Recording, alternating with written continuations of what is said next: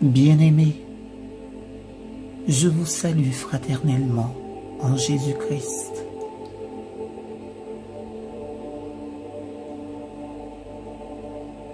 Voici notre moment de méditation quotidienne. Le titre de notre partage du jour: s'exprimer sans condamner. Ainsi, chacun de nous devra rendre des comptes à Dieu. Arrêtons donc de nous juger les uns les autres. Mais voici plutôt ce que vous devez décider. Ne mettez rien devant votre frère ou votre sœur pour leur faire perdre l'équilibre ou pour les pousser au mal. Romains chapitre 14, versets 12 et 13. La colère excessive, c'est ce sursaut émotionnel qui vous frappe lorsque votre conjoint ne répond pas à vos attentes. Ce que vous en faites peut tisser ou au contraire briser votre relation. Prenons un exemple. Lorsqu'Élisabeth et Joël se sont répartis les tâches ménagères, ils ont convenu qu'Élisabeth se chargerait de la lessive. Aujourd'hui, Joël est énervé parce qu'Élisabeth a oublié d'apporter ses chemises au nettoyage. Que va-t-il faire? Il peut l'accabler de reproches. Je ne peux pas te faire confiance pour quoi que ce soit. Je n'ai jamais vu personne d'aussi irresponsable. S'il s'y prend de cette manière, les choses vont empirer.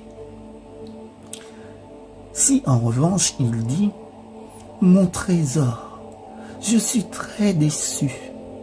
J'ai vu mes chemises sales rester sur le dossier de la chaise.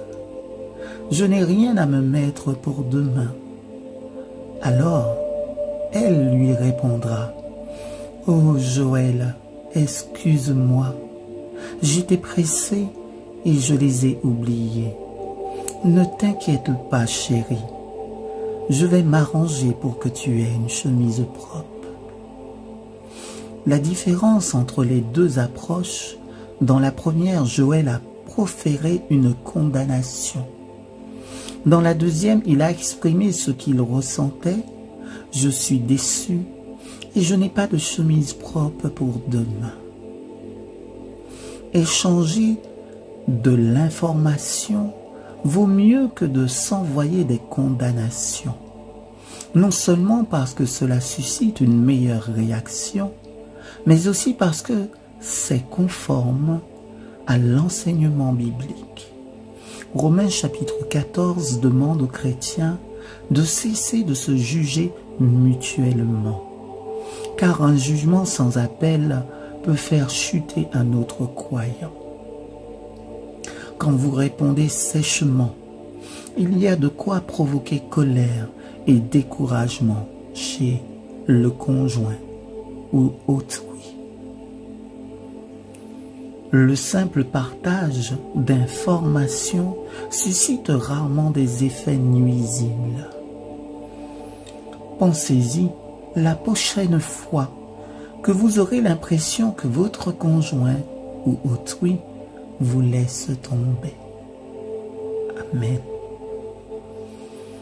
Père, il est bien facile de juger mon conjoint ou autrui sans même réfléchir.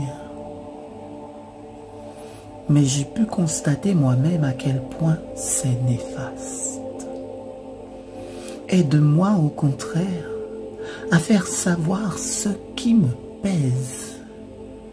Veuille apaiser nos échanges de peur, que ne s'y mêle de la colère excessive.